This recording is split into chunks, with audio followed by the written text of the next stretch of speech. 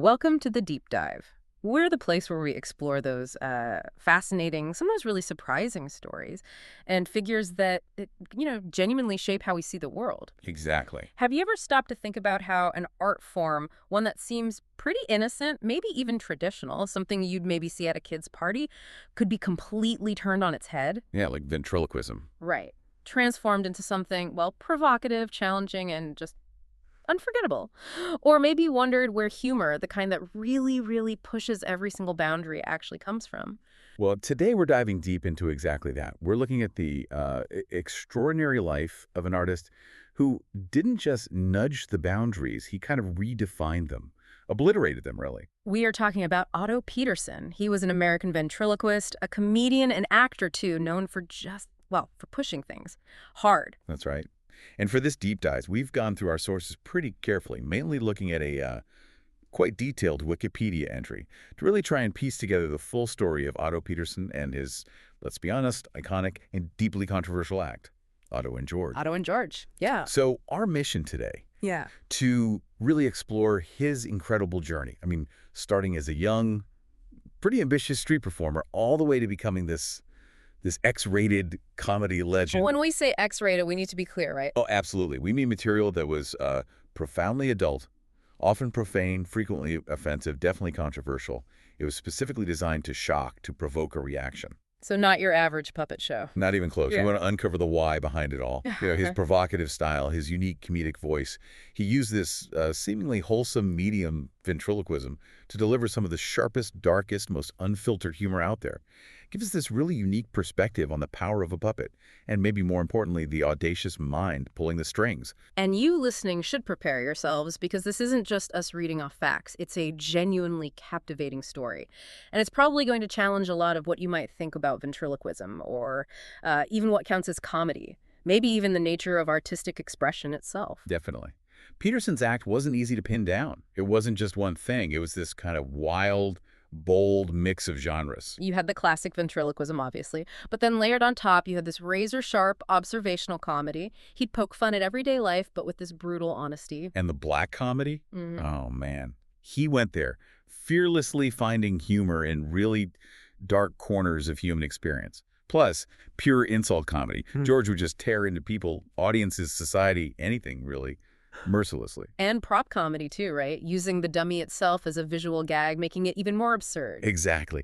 So we've got some genuinely surprising facts lined up. We're going to really unpack the journey of this guy who made such a mark just by being completely himself and, letting his dummy say all the things most people wouldn't even dare to think. Okay, let's really get into this. All right, so let's start with the basics. The fundamental facts about the man himself.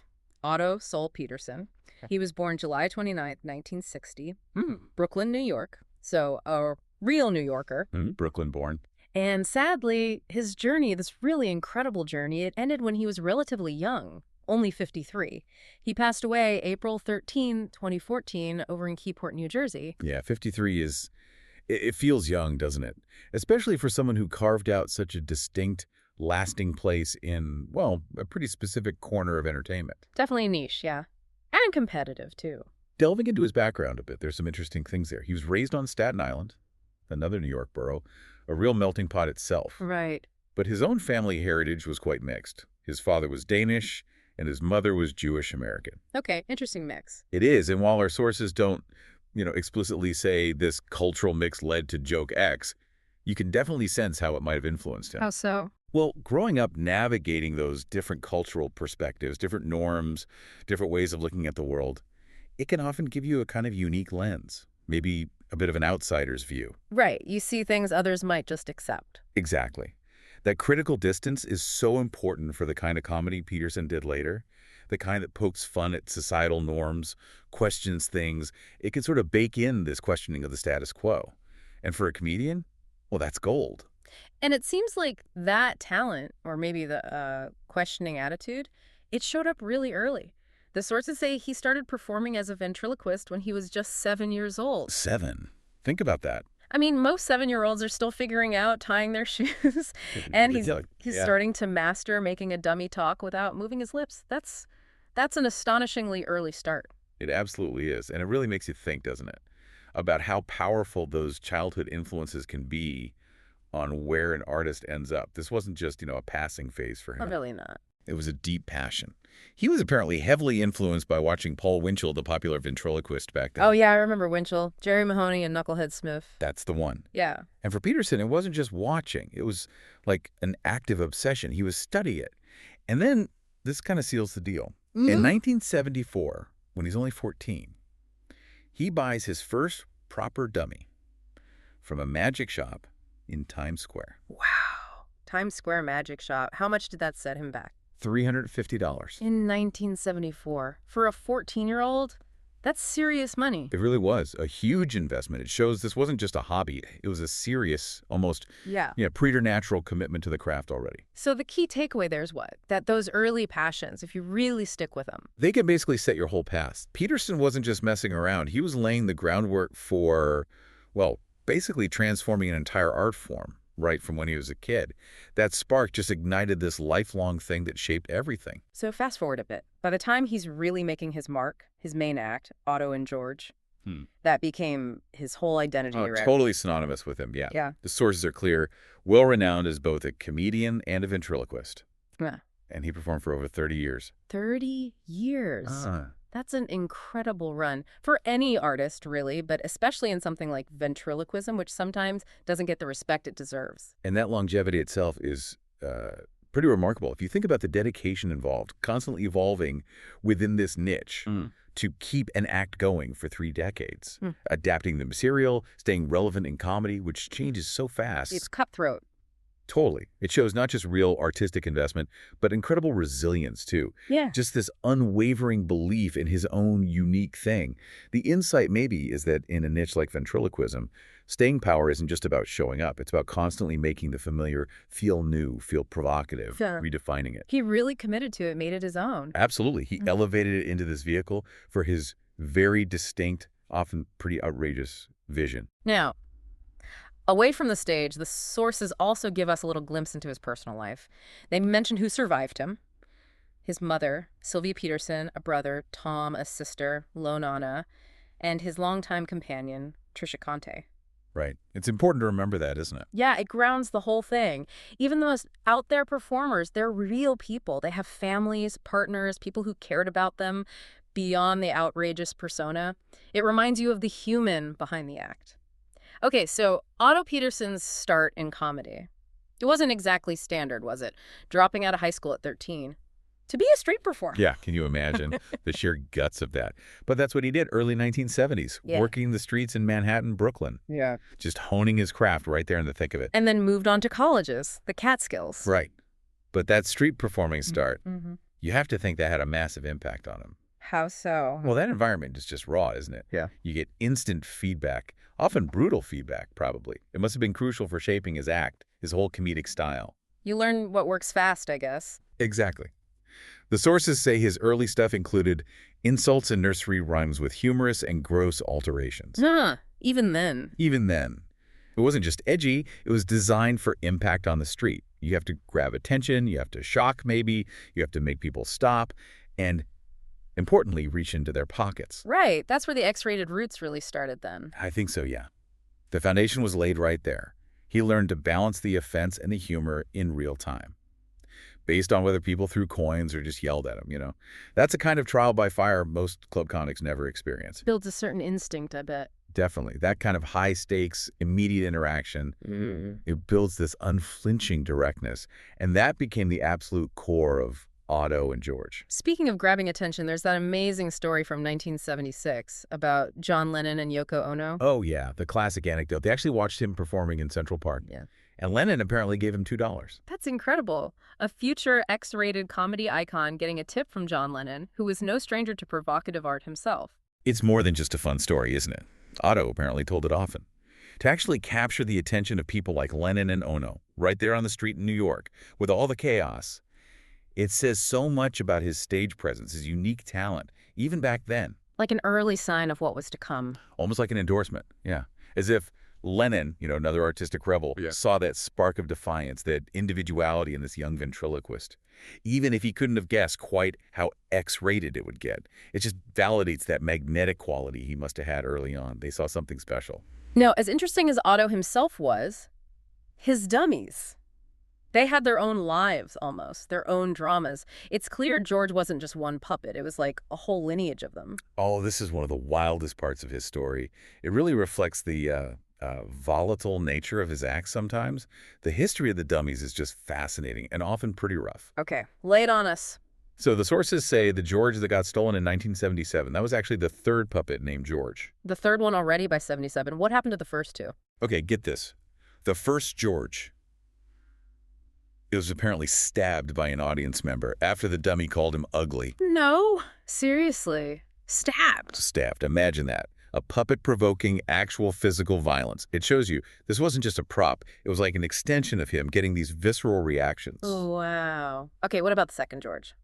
Less violent, I hope. Less violent, yeah, but still interesting. It was sold for use in a production of the musical Annie. From X-rated street performing to Annie, that's quite a shift. Tells you something about the hustle early on, maybe. Oh. Anyway, the third George, the one that got stolen, that one was made of basswood, cost $300 back in '75. He used it for 2 years, then poof, gone from a duffel bag in his car in May '77. Man, rough luck. So what did he do? Well, a friend made him a replacement, apparently named Phil, just to keep the act going. Phil, not George. Not initially. But the name George obviously meant something, because by 1980, the dummy was called George again. That persona was just too strong. And he kept going through dummies after that? Well, yeah. In 2002, Petersen himself said he'd used 8 different dummies over his career. The one he had then was hand-carved by Tim Selberg. Selberg, he's like a master puppet maker. Exactly. Yeah. A big name in that world. So it raises this really interesting question, doesn't it? This constant cycle of creation, destruction, replacement. What does that tell us about his process? About the connection between the ventriloquist and the partner? That is a great question. I mean, it feels like it's more than just losing a prop. It's almost biographical. Like each George, whether it got stabbed or sold or stolen, was part of his own story. Right. They were literally extensions of his comedy, which was often volatile itself. And the fact that the name George stuck through all those physical puppets, it tells you the character, the idea of George was the main thing. It feels like this deep symbiotic thing. The puppet wasn't just a tool, it was alive and sometimes suffered for the art, apparently. Precisely. The saga of the Georges is kind of Otto Petersen's story in miniature. It shows how much life and meaning he poured into this inanimate object, reflecting the very nature of his provocative act. They weren't just tools. They were characters with their own, often short and dramatic lives. Okay, so moving on from the street chaos. In the early 1980s, Petersen makes this big shift. He moves from street performing into the local comedy clubs. And it sounds like this was a really conscious decision. Oh, absolutely key. The sources are explicit. He developed an X-rated act in order to set himself apart from other comics. So it wasn't just him getting edgier naturally, it was strategy. 100% strategy. Think about the New York comedy scene then. Packed with talent. He needed something to make him stand out, to define his brand. The insight here is that sometimes artistic differentiation demands bold, even audacious choices. And X-rated ventriloquist was definitely audacious. Exactly. He figured being polite wasn't going to cut it. He chose shock as his unique selling proposition, basically. And he went all in. And did it work? Did he get noticed? Pretty quickly, yeah. In 1980, he's only 20 years old, and he wins Best Novelty Act at the first New York Nightclub Showcase Awards. Wow, at 20. Yeah. And around the same time, he even starred in a pilot for a TV series. It was called No Holds Barred. No Holds Barred. Sounds about right. So even early on, with the X-rated stuff just starting in the clubs, people were recognizing the skill involved. That's crucial. These early awards showed that it wasn't just about the shock value. People recognized the originality, the technical skill. He was seen as an innovator, even as a young guy. It wasn't just about being offensive. It was about being exceptionally good at something totally unique, something that blew up the old ideas of what ventriloquism could even be. He was getting kudos for the craft, the technique, the innovation. That's pretty profound. Okay, now we get to the core of it, the real controversy. It stems from Petersen's own description of George, doesn't it? It really does. He famously, and you have to think defiantly, called George a homophobic, angry, sexist, racist doll. I mean, that's a hell of a statement. It's designed to grab you, maybe even repel you, right? Absolutely. It's a challenge right out of the gate. And this deliberate creation of such a provocative character, just embodying this potent mix of offensive stereotypes, it allowed him to really push into genres like insult comedy, black comedy, prop comedy with this incredible audacity. So George was kind of a shield Yeah. or a weapon. Both, maybe. Mm-hmm. The key insight into George's persona is that the puppet acted as this indispensable mask for Petersen. It created artistic distance that let him explore these really dark corners of prejudice, hypocrisy, whatever. Because it wasn't him saying it, it was the dummy. Exactly. By channeling all that offensive stuff through George, Petersen gave himself and the audience this kind of psychological buffer, a layer of separation. Yeah. That meant he could deliver this incredibly sharp, often really uncomfortable humor that, Yeah. well, if he'd said it directly as himself, people might have just walked out. Or worse, maybe, like the first George found out. Right? It sort of inoculated the audience, allowed them to laugh, or at least react, in a way they wouldn't if it felt like a direct attack from a person.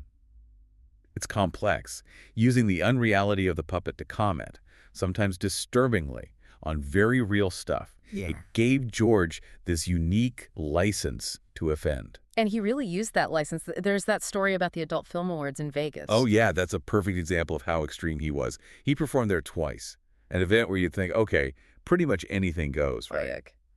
Yet, our sources say he was not asked for a return appearance, having offended some of the audience with his material. He managed to offend people at the Adult Film Awards. Exactly. Think about that. To cross a line in that room, it just hammers home how uncompromising his comedy was, how far he was willing to push. It makes you wonder, were there any lines for him? That's the profound implication, isn't it? Yeah. Was crossing lines the whole point for him? Was that his artistic philosophy? It really suggests this deep commitment to his vision, even if it alienated people, no matter how open-minded they thought they were. He seemed to believe in the power of provocation, full stop. Which makes his appearance on Letterman's Ventriloquist Week in 2007 kind of fascinating. Absolutely. It's such a contrast. Petersen himself admitted it was a challenge using more clean material compared to his usual stuff. So he could clean it up if he had to. He could, yeah. Which shows versatility. He had the technical skill. He could adapt for a mainstream network TV audience.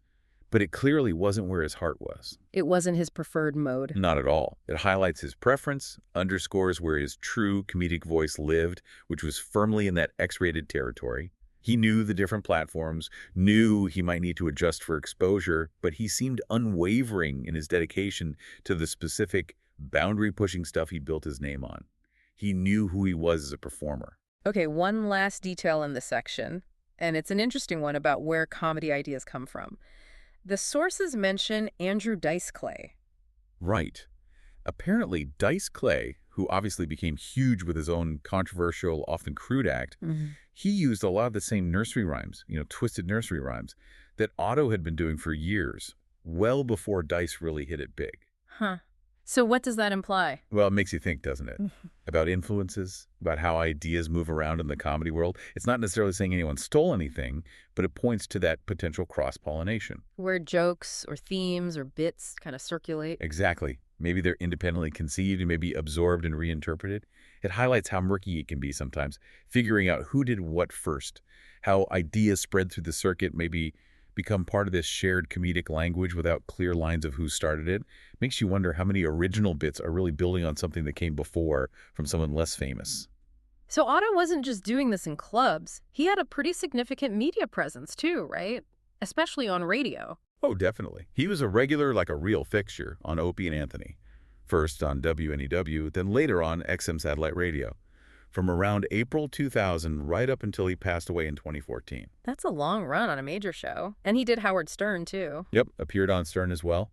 And the importance of being on shows like Opie and Anthony and Howard Stern, you can't really overstate that for his kind of act. Because they were also pushing boundaries. Exactly. They were known for being edgy, unfiltered, often transgressive. His consistent presence there shows how much he appealed to that specific, pretty dedicated audience. And it also shows he could do more than just his stage act. He could hang in those environments, engage in real, unscripted conversation. Be a personality, not just a performer. Right. He could hold his own, offer sharp commentary, generate interest in that tough shock jock radio world. It took his reach way beyond comedy clubs, put him in the ears of millions who liked that unfiltered style. He became part of their listening habit. And TV appearances, too.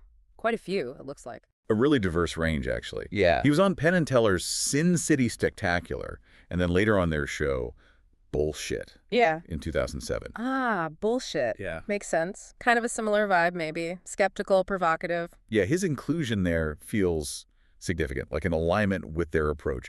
He was also on Showtime's Full Frontal Comedy back in '96. We mentioned Letterman for Ventriloquist Week. Right. Going back further, the Morton Downey Jr. show in '88. Remember that one? Chaos. God. Intense. He was on the Playboy Channel's The Club in 1990. The Joe Franklin Show, too, same year. It's a serious list for a guy in his, his infamous doll. It really is. It shows he could last, right? Across different eras of TV. Definitely. That range from early cable sub, maybe aimed at adults like Playboy, to more mainstream spots like Letterman, even critically sharp shows like Penn and Teller. He kept finding places for his brand. He adapted, stayed relevant. He wasn't just a flash in the pan. He knew how to navigate the changing media landscape. He also got into films, which seems like a bigger leap for a ventriloquist. It does speak volumes about his unique appeal, yeah. Most notably, he was in that huge documentary, The Aristocrats, in 2005. The filthiest joke ever told. He did his version. He did.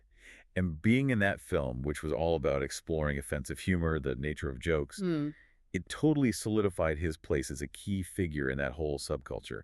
His peers, the legends in that doc, clearly saw him as a master of provocation, someone who got the art of boundary pushing. And then he starred in another documentary. Yeah, I'm No Dummy, an independent doc from 2009, directed by Brian W. Simon.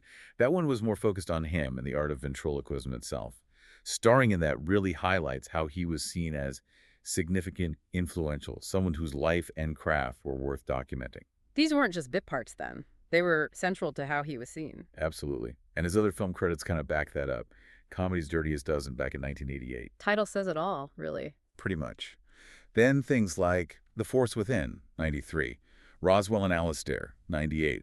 White Chicks Incorporated, also 98. American Dummy, 2002. Christmas UFO, and one called Archie Black.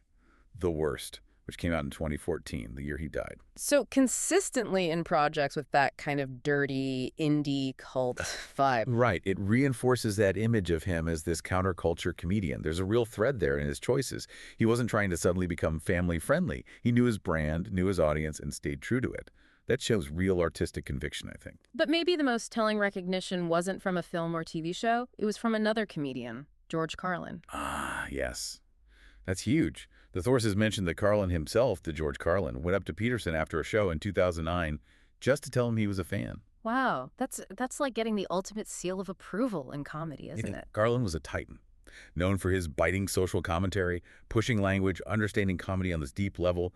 For him to recognize Petersen's talent, it suggests there was real depth there beyond just the shock. Carlin saw the sharpness, the commentary underneath the vulgarity. Exactly. It implies that Petersen's act resonated with comedy's heavyweights, the ones who could see the craft, the daring observations, the skill behind it all. Carlin's validation basically confirms the artistic merit. It shows Petersen wasn't just being shocking for kicks. He was doing it with purpose and skill that even the greats appreciated. Carlin, who took on taboos fearlessly, must have seen a kindred spirit. So add to all that, he toured constantly. Oh, yeah. Otto and George toured all over the U.S. and Canada, and notably, multiple times at the Just for Laughs Comedy Festival in Montreal. Which is a huge deal internationally. Massive. Yeah. Shows their appeal went way beyond just the New York scene. And always adapting. They even had their own internet show, a variety show called The Pig Roast with Otto and George. A pig roast. Perfect. Right. It just shows again his adaptability. Using new platforms, staying connected with his audience right up to the end.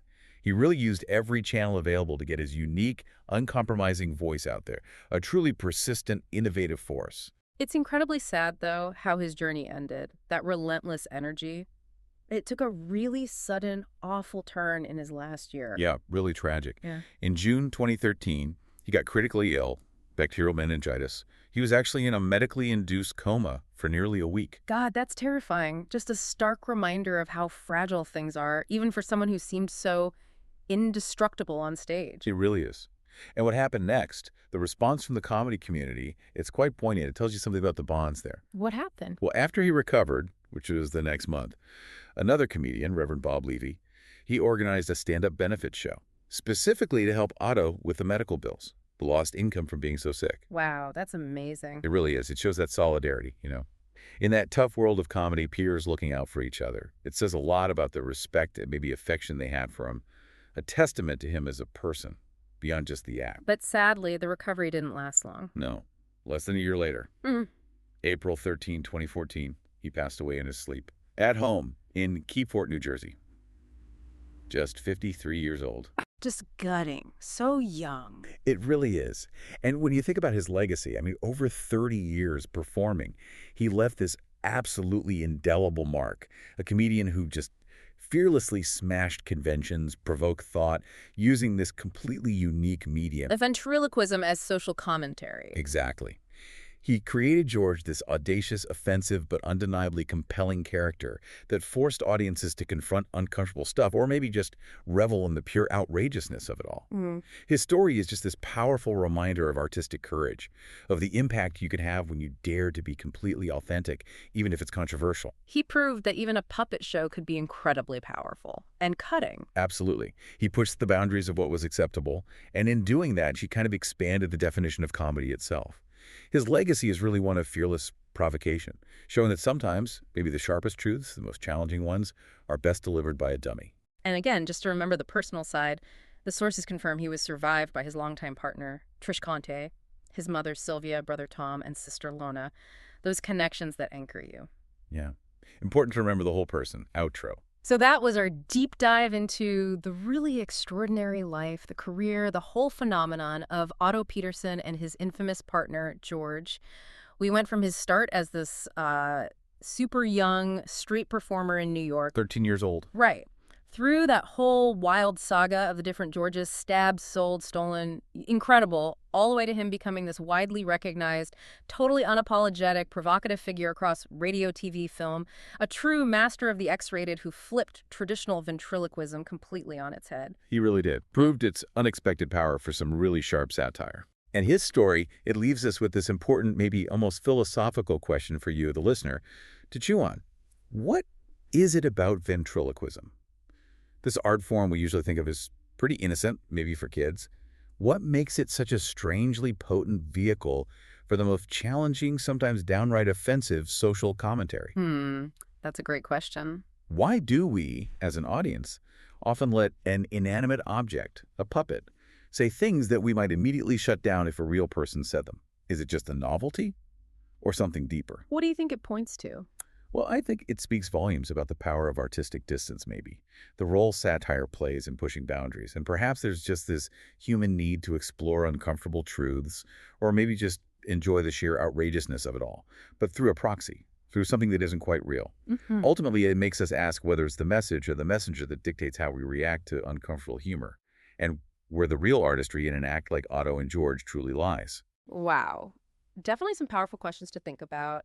Thank you for joining us on this truly fascinating deep dive into the world of Otto Petersen and the audacious, undeniable brilliance of Otto and George. We hope you maybe gained some new insights, perhaps some challenging ones, into the unexpected places where real artistic innovation and that kind of uncompromising comedic vision can really flourish.